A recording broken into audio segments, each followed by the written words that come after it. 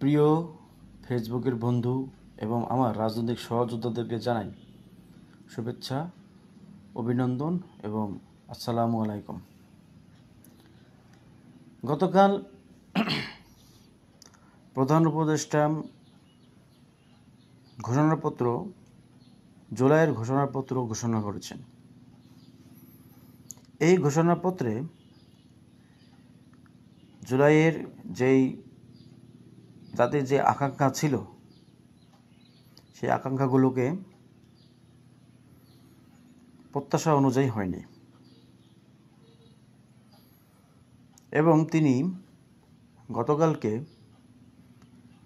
এই ঘোষণাপত্রের সাথে সাথে তিনি যে নির্বাচনের কোনো সিদ্ধান্ত ছাড়াই যে নির্বাচনের যে ঘোষণা দিয়েছেন ফেব্রুয়ারিতে, এটি রাজনৈতিক সংঘর্ষকে আরও উস্কে দেওয়ার মতো হয়েছে।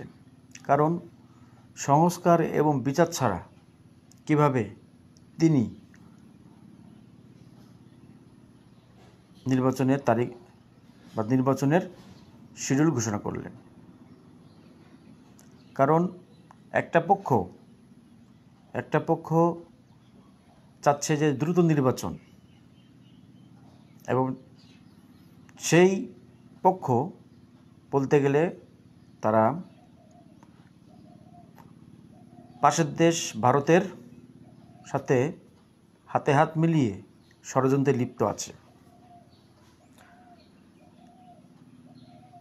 ৩৬শে জুলাই যেই শহীদদের যারা ৩৬শে জুলাইতে যাদেরকে হত্যা করা হয়েছে তাদেরকে বিচার এবং যে কারণে ফ্যাসিস্টদেরকে তাড়ানো হয়েছে সেটা যদি সমাধান না হয় তাহলে দেশে নির্বাচন করে লাভটা কী?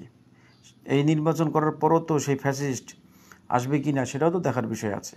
অতএব সংস্কার ছাড়া তিনি কিভাবে এই নির্বাচনের ঘোষণা দিলেন? এটাই এখন জাতি হতবাক।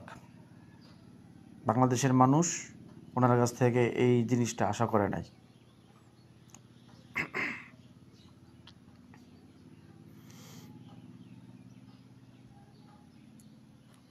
আমার কথা হলো, উনি কি কোনো একটি সংগঠনের থেকে নিয়োগপ্রাপ্ত উপদেষ্টা কিনা, এটাই এখন সন্দেহজনক। কারণ ওনাকে ছাত্র জনতা এবং জনতা তাকে বসিয়েছে, ওই দল কখনোই তাকে বসায়নি। নির্বাচন ফেব্রুয়ারিতে হবে, এই জিনিসটা সংস্কার এবং বিচারের পর যদি হতো তাহলে এটা যুক্তিযত ছিল। কিন্তু এর কোনো সমাধান তিনি টানতে পারেননি। না টেনেই দায় ছাড়া একটি নির্বাচন দিয়ে উনি চলে যেতে চাচ্ছেন।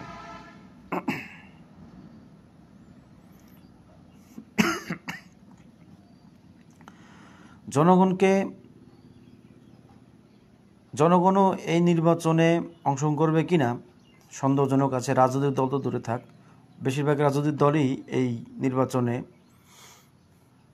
না আসার সম্ভাবনাই বেশি, বিশেষ করে জামাত, এনসিপি। কারণ ইতিমধ্যে তারা ঘোষণা দিয়েছে যে এই ঘোষণাপত্র এবং নির্বাচন বিষয়ে তারা হতাশ হয়েছে। কারণ নির্বাচনটি 2026 সালে ডিসেম্বরে হলে সমস্যাটা কী ছিল?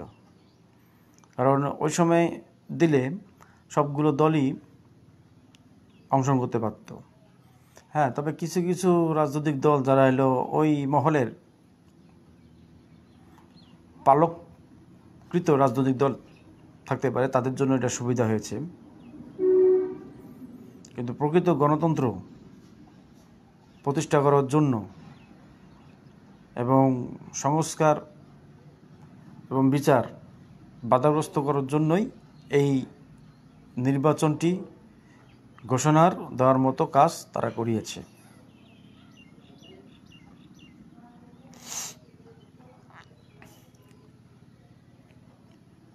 নির্বাচন একটি গণতান্ত্রিক ধারার প্রক্রিয়া, এটা হবেই, এটা আজ হোক বা কাল হোক, কিন্তু সে নির্বাচনটি জনগণ সঠিকভাবে ভোটটা দিতে পারবে কি না সেটাও তো এখন দেখার বিষয় আছে। কারণ একটি বড় অংশ নির্বাচনে অংশগ্রহণ করবে না সম্ভবত।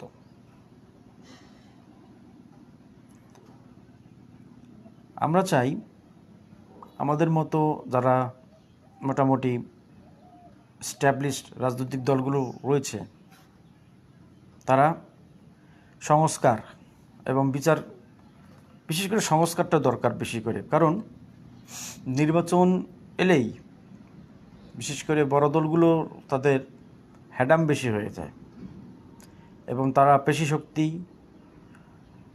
মাসেল শক্তি এবং সব ধরনের শক্তি তারা প্রয়োগ করতে চায়। বাংলাদেশে এই যে নির্বাচনগুলো যেগুলো হয়েছে সবগুলো নির্বাচনের কোনো না কোনো বিতর্ক থেকেই গেছে। এই নির্বাচনের আইনগুলো যদি পরিবর্তন করা যেত, বিশেষ কিছু কিছু ধারা সংস্কার করা যেত, তাহলে কিন্তু আজকে এই নির্বাচন নিয়ে হাহাকার থাকতো না। সবচেয়ে বড় কথা হলো আমাদের দেশ 54 বছরেও নির্বাচনী ব্যবস্থাটা সঠিক এবং পরিমার্জনক এখনও হয়নি, যেটা আমাদের জাতি হিসাবে সেটা খুবই দুঃখজনক এবং লজ্জার। আপনি দেখেন পাশের দেশ ভারতেও নির্বাচনী ব্যবস্থা খুব শক্তিশালী, তাদেরকেও ফলো করলে তো আমাদের নির্বাচন কমিশন নির্বাচনের ধারাগুলো এগুলো হতো। এখন এই নির্বাচন কমিশন সেই আগের আইন অনুযায়ী সেই নির্বাচন কমিশন, সেই গতানুগতিক নির্বাচন কমিশন এটি। তাহলে এখন এই নির্বাচন কমিশনের সংস্কার না করলে মানুষ কতটুকু ভোট, তার নিজস্ব ভোট প্রয়োগ করতে পারবে সেটাই এখন দেখার বিষয় আছে। আমরা চাই নির্বাচন কমিশন আইনগুলো সংস্কার করা হোক।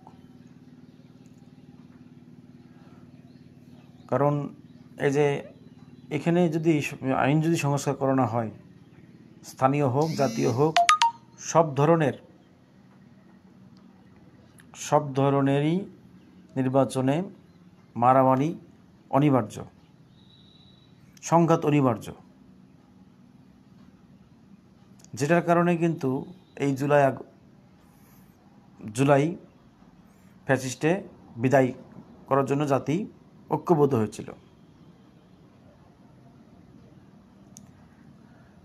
দ্বিতীয়ত আমি এই যে স্থানীয় সরকার নির্বাচনে যে দলীয় প্রার্থী রাখবে না, দলীয় প্রার্থী হোক বা যে প্রার্থী হোক না কেন,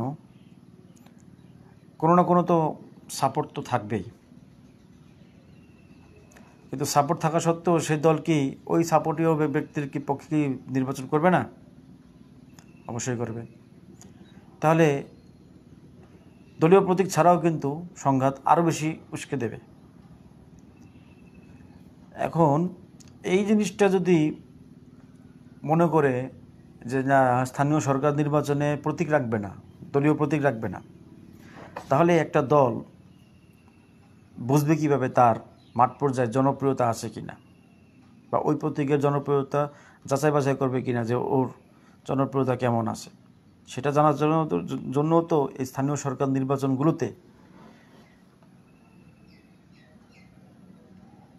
এই দলীয় প্রতীক রাখা উচিত ছিল। সাথে স্বতন্ত্র থাকবে, স্বতন্ত্র যদি কেউ দাঁড়াতে চায় করবে। গণতান্ত্রিক এই দেশে সব ধরনেরই প্রতীক থাকবে, সেটারও দলীয় প্রতীকও থাকতে পারে, স্বতন্ত্র প্রতীকও থাকবে। কিন্তু এই যে স্বতন্ত্র প্রতীকে 1%, বিশেষ করে এই জাতীয় নির্বাচনে 1% যে ভোটারের স্বাক্ষর, এই জিনিসটা তো পরিবর্তন হলো না। এটাও তো সেই স্বৈরাচারী কায়দাই আছে। কারণ 1% মানে একটা আসনে যদি 4 লাখ ভোটার থাকে তার 4,000 ভোটারের স্বাক্ষর, তার মানে 4,000 ভোটার তাকে সমর্থন দিল তুমি প্রার্থী হিসেবে দাঁড়াও। তাহলে এটা তো এক ধরনের আগাম ভোট হয়ে গেল। তা এই আগাম ভোট যদি হয়ে যায় তাহলে মূল ভোটের দরকার কি? তো সেই তো বিজয়ী। সুতরাং এই 1% ভোটারের এই সিস্টেমটা কি পরিবর্তন হয়নি এখনও? এই জিনিসটা পরিবর্তন করা প্রয়োজন ছিল, কারণ একজন স্বতন্ত্র প্রার্থী তার জনসমর্থন আছে কি না সেটা ভোটের মাঠেই বোঝা যাবে। যদি না থাকে তাহলে জামানত বাজেয়াপ্ত হবে। উনি তবে এক্ষেত্রে এইগুলো কিছু কিছু দেখা দরকার আছে, কারণ উনি ঋণ খেলাপি কিনা, দ্বন্দ্বপ্রাপ্ত কিনা, এগুলো যাচাই বাছাইয়ের প্রয়োজন আছে। তাই বলে 1% তার জনসমর্থন আগেই যদি 4,000 ভোটারের স্বাক্ষর যদি নেওয়া হয়, 4,000 ভোটার তার ভোট দেয়, তাহলে সেক্ষেত্রে তো সে তো এই নির্বাচন প্রয়োজন কি? সে তাকে বিজয়ী ঘোষণা করা উচিত, তাই না? এই একটা কালো একটা আইন আছে, এই দল নিবন্ধনের যেসব আইনগুলো রয়েছে। একটা রাজনৈতিক দল করতে গেলে এখন 21টা বা 22টা জেলা, 100টা উপজেলা, 200 করে ভোটারের স্বাক্ষর এবং বাড়ি ভাড়ার রসিদ, মানে অফিসের রসিদ, এগুলো দিতে হয়। তাই একটা রাজনৈতিক দল, নতুন একটা রাজনৈতিক দল যখন বা যে করতে যাবে, তাকে যদি এইসব ভাড়াই যদি টানতে হয়, 21টা জেলা, 21টা জেলা ভাড়া, 21টা জেলা অফিসের ভাড়া, 100টা উপজেলার ভাড়া, প্লাস 200 করে ভোটারের স্বাক্ষর। তা এই যে 200 করে ভোটারের স্বাক্ষর যদি মানে 100টা উপজেলায় 200 করে ভোটারের স্বাক্ষর মানে 20,000 ভোটারের সমর্থন। তা 20,000 ভোটার যদি তার কাছে সমর্থনই যদি করে, তাহলে তো তার নির্বাচন নিয়ে কোনো টেনশন থাকে?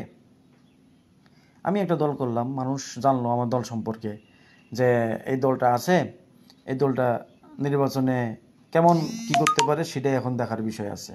কিন্তু তার আগেই যদি আমার 20,000 ভোটারের সমর্থন নিতে হয়, আমি একটা নতুন দল করতে চাই, সবাই কি আমার এই দলকে পছন্দ করবে কিনা এটা তো দেখার বিষয় আছে।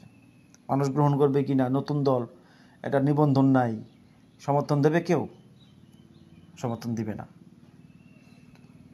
আবার আমাকে ওই দল করতে গেলে নিবন্ধন নেই, কোনো কিছু নেই, ভাড়া টানতে হবে, প্রায় প্রতি মাসে আমার ভাড়া টানতে হবে 10 থেকে 20 লাখ টাকা একটা দলে অফিস ভাড়া খরচ হয়। তাহলে এই খরচগুলো করবে কে? দল করবে, তারপরও নিবন্ধন ছাড়া। কিন্তু এই সিস্টেমটাও যদি পরিবর্তন করতো, তাহলে কিন্তু অনেক দল কিন্তু বা অনেক যোগ্য নেতৃত্ব কিন্তু আসতো বাংলাদেশে। ঠিক আছে, ওই দুইটা দল বা বড় দল আওয়ামী লীগ বিএনপির উপরে কিন্তু নির্ভরশীল থাকতো না। কারণ একটা রাজনৈতিক দল গঠন করতে হলে প্রথমে তার লাগবে হলো কেন্দ্রীয় কমিটি থাকতে হবে। মানে আমার যেই প্রস্তাবটা, কেন্দ্রীয় কমিটি থাকতে হবে, একটা অফিস থাকতে হবে, কেন্দ্রীয় কমিটির একটা অফিস তো অবশ্যই থাকবে। সেখানে এই দলের কার্যক্রম কি, দলের প্রোগ্রাম কি, এগুলো দেখা উচিত। কারণ আমার জেলা কমিটিতে আমি যখন একটা নতুন দল একটা গঠন করতে যাবো, কেউ সহজে আসতে যাবে না। কারণ প্রথমেই জিজ্ঞাসা করবে যে আপনি দলকে নিবন্ধিত? আর যদি বলে হয় যে না আমার দল নিবন্ধিত না, নিবন্ধনের প্রক্রিয়া আছে, তাহলে কিন্তু গুরুত্ব পাবো না। তবে নিবন্ধন নাই, নিবন্ধন নিয়ে আসেন, তারপরে আমি দলে ঢুকবো। তাহলে এক্ষেত্রে কী করণীয় আছে? আর কেন্দ্রীয় কমিটি যেটা বলতেছিলাম, কেন্দ্রীয় কমিটি থাকবে, একটা থাকবে, গঠনতন্ত্র থাকবে। এবার দল যখন আবেদন হবে তখন এই কেন্দ্রীয় কমিটির ভেরিফাই হবে, এবং কেন্দ্রীয় কমিটির এই দলের কার্যক্রম কী, একটা রাজনৈতিক দলের কার্যক্রম কী থাকতে পারে, জনগণের আশা আকাঙ্ক্ষার জন্য বিভিন্ন প্রোগ্রাম থাকতে হয়। ঠিক আছে, এই প্রোগ্রামগুলো কী কী তারা করছে, এগুলোর উপর যাচাই বাছাই করে নিবন্ধনটা দেওয়া উচিত। কিন্তু 21টা জেলা, 100টা উপজেলা, তা 100টা উপজেলা যেই কমিটি বা যদি থাকতো, তাহলে সেই দল তো বিএনপি আওয়ামী লীগ থেকে তো বড় দল হইতো। কারণ 100টা উপজেলায় আওয়ামী লীগ বিএনপির অফিস আছে কিনা এটাও তো দেখার বিষয় আছে। কোনো এইসব বড় দলের তো অফিসই নাই বলতে গেলে। অফিসই নাই। তাহলে এই ক্ষেত্রে এই যে এগুলো একটা কালো আইন, যাতে করে সহজে কেউ দল নিবন্ধন করতে ভয় পায়, যার কারণে এই আইনগুলো করা হয়েছে। আর এই দল নিবন্ধনের যেগুলো তারপরে আইনগুলো করা থাকলেও এই 21টে সঠিকভাবে ভেরিফাই হয় না, যার ফলে কিন্তু যোগ্য দল থাকা সত্ত্বেও বাতিল হয়ে যায়। যেমন আমি আমাদের কথাই বলি, আমরা 2022 সালে যখন নিবন্ধনের জন্য আবেদন করছিলাম, আমরা কিন্তু প্রত্যাশায় ছিলাম যে আমরা নিবন্ধন পাব। আমাদের কি প্রাথমিক পর্যায়ে, প্রথম প্রাথমিক পর্যায়ে, দ্বিতীয় প্রাথমিক পর্যায়ে, তৃতীয় প্রাথমিক পর্যায়ে আমরা কিন্তু টিকেছিলাম, কিন্তু আমাদেরকে শেষের যে দুই ধাপ আমাদেরকে যেতে দেওয়া হয়নি। কারণ সেখানে আমাদেরকে একটা কজ দেখানো হয়েছে, আমরা চেয়েছিলাম আনারস প্রতীক, আর আমাদেরকে চিঠিতে উল্লেখ করা হয়েছে যে আমরা নৌকা প্রতীক চেয়েছি, অথচ আমাদের ডকুমেন্টারি সমস্ত কিছু কিন্তু আনারস প্রতীক কি রয়েছে। তাহলে এই জিনিসটা যদি সঠিকভাবে ভেরিফাই হতো, তাহলে কি তারা ওইখানে আনারসের জায়গায় নৌকা লিখতে পারত? অবশ্যই না। তাহলে সঠিকভাবে ভেরিফাই হয় না। দ্বিতীয়ত, আমি এই মামলাটা নিয়ে আমরা এই অভিযোগ তাদেরকে এটাও বলেছি যে আপনারা সঠিকভাবে এটি ভেরিফাই করুন। তাও ওনারা তো ভেরিফাই তো করলেনই না, বরং আমার চিঠিটা রিজেক্ট করলেন, বললেন যে এটা সম্ভব না। তারপর আমরা হাইকোর্টে মামলা করি। হাইকোর্টে মামলা করার পর হাইকোর্টের হাফ আদেশ বা রুল আদেশ যেটাই বলি না কেন তারা দেয় এটা। এখন এটা সিরিয়ালে রয়েছে, হয়তো আশা করছি যে এই মাসের শেষের দিকে কিংবা ওই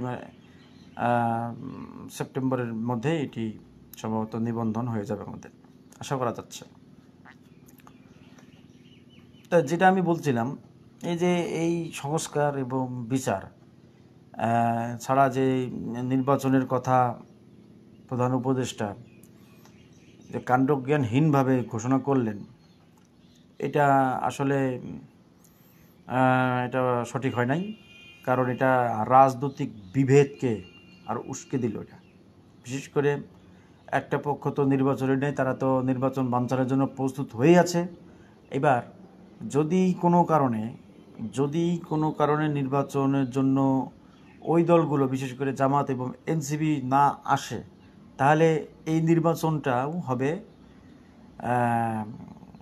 প্রশ্নবোধক থাকবে, তখন কিন্তু আবার নির্বাচন হতে পারে। তা সেক্ষেত্রে উড়িয়ে দেওয়া যাচ্ছে না। 1996 সালে নির্বাচন কিন্তু এরকম দুইবার হয়েছিল। 1996 সালে এই বিএনপিকে যখন ক্ষমতাচ্যুত করা হয়, তখন কিন্তু আবার নির্বাচন হয়েছিল। এখন সেই নির্বাচনের মতো হয় কি না, এটা এখন দেখার বিষয় আছে। কারণ প্রধান উপদেষ্টার এই জিনিসটা করাটা একেবারে ঠিক হয়নি। প্রধান উপদেষ্টার উচিত ছিল বিচার কিছুটা শেষ করা এবং সংস্কার শেষ করা, এই সংস্কারগুলো করে নিয়ে নির্বাচনগুলো দেওয়া। কিন্তু উনি এগুলো সমাধান টানলেন না। উনি না টেনে তিনি এক পক্ষকে খুশি করার জন্য এই নির্বাচনী শিডিউল ঘোষণা করছেন। তা শিডিউল ঘোষণা যখন তিনি 12 তারিখে করছেন, বা শোনা যাচ্ছে ফেব্রুয়ারিতে করবেন, তা সেক্ষেত্রে ফেব্রুয়ারিতে করলে ওই জামাত, এনসিপি এরা তো সংস্কার ছাড়া এরা তো আসতে চাচ্ছে না। আমরাও চাচ্ছি যে সংস্কার হোক, কারণ সংস্কার না হলে লেভেল প্লেইং ফিল্ড এইটা ঠিক থাকবে না। তখন কিন্তু আবার সংঘাত হবে, মারামারি হবে, কেন্দ্র দখল হবে, জাল ভোট হবে। তো এই সব ঝামেলা কেন করবে যে মানুষ? আর মানুষ কি এতটাই পাগল যে ওই নির্বাচনে ভোট দেওয়ার জন্য এতটাই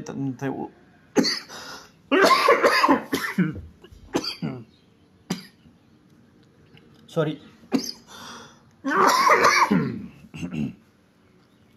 মানুষ কি এতটাই, মানুষ এখন খুবই সচেতন, কেউ সংঘাত দ্বন্দ্বে জড়াতে যাবে না। কিন্তু উনি যে বললেন যে 17 বছর মানুষ ভোট দিতে পারে নাই, এখন 17 বছর পর মানুষ যাতে নির্বিঘ্নে ভোট দান করে সেটা কি উনি ব্যবস্থা করে থেকে গেছেন? করে যান না। তা অতএব এইসব ভোটার সিদ্ধান্ত থেকে, যেহেতু উনি ফেব্রুয়ারিতে বলছেন, উনি সরাসরি ওই মহলকে বলবেন যে আগে ভাই সংস্কার করব, তারপরে বিচার, এরপরে নির্বাচন। তারপরে যদি ওই দল যদি রাজপথে নামে, তো জনগণই ওই দলের প্রোগ্রামে ঠিক মতোই কাজ করবে না। ঠিক আছে? অতএব ওই ওরা নামবে মানে যুক্তিবিহীনভাবে নামবে, কারণ সংস্কার ছাড়া দেশে নির্বাচন হবে হবে হবে কীভাবে? অর্থাৎ সংস্কারটা আগে করা উচিত। ঠিক আছে? আর আমি যেহেতু নির্বাচনের শুরু হবে, আমি আমাদের দলীয় প্রার্থী যারা যারা আছে, বিশেষ করে আমাদের দলের কেন্দ্রীয় শীর্ষ নেতাদের আমি বলবো, আপনারা প্রার্থীদের নাম এবং বায়োডাটা আমার কাছে পাঠান। আমি কোন কোন আসনে, আমাদের তো সব দলেরই কিন্তু প্রার্থী একরকম নিশ্চিত হয়ে গেছে, বিশেষ করে সব দলেরই বলতে গেলে তারা কিছু না কিছু প্রচার করছে, আমি দেখতে পাচ্ছি। তা আমাদের দলীয় তো প্রার্থীদের করতে হবে, কারণ আমাদের তো নিবন্ধন যে হয়ে যাবে নির্বাচনের আগে, সেটা ফেব্রুয়ারিতে হোক কিংবা জুনে হোক, আমাদের তো নিবন্ধন অচিরেই হয়ে যাবে। তাই সেক্ষেত্রে আমাদের যে প্রস্তুতি, আগাম প্রস্তুতি হিসাবে আমি আমার দলের সেক্রেটারি সাহেবকে আমি বলবো, কিংবা সাংগঠনিক সম্পাদককে বলবো, আপনারা অতি দ্রুত প্রার্থীদের তালিকা করুন। তালিকা করার পর কে কোন আসন থেকে দাঁড়াবেন সেই আসনের করেন একটা বায়োডাটা আমাদের গ্রুপে দিয়ে দেন। আমি এটা দেখে তারপরে যোগ্যতা অনুযায়ী আমি অ্যানাউন্স করব। কারণ নির্বাচনের জন্য প্রত্যেকটা দলেরই একটা প্ল্যান থাকবে, আমাদেরও প্ল্যান আছে মাঠে যখন আমরা নামবো। আর এর ভিতরে আমাদেরকে প্রত্যেকটা জেলা এবং থানা পর্যায়ে কমিটি দিয়ে দিতে হবে, সেটা 10 জন হোক বা 20 জন হোক। কারণ আমাদের যখন প্রার্থীরা মাঠ পর্যায়ে নামবে, তখন কিন্তু এই ভোট কাস্টগুলো করতে গেলে অবশ্যই আমাদের কমিটির লোকজন দরকার হবে। সুতরাং আমাদের বসে থেকে লাভ নেই, আমাদের সাংগঠনিক যে কাজগুলো আছে সেগুলো প্রস্তুত করে রাখেন।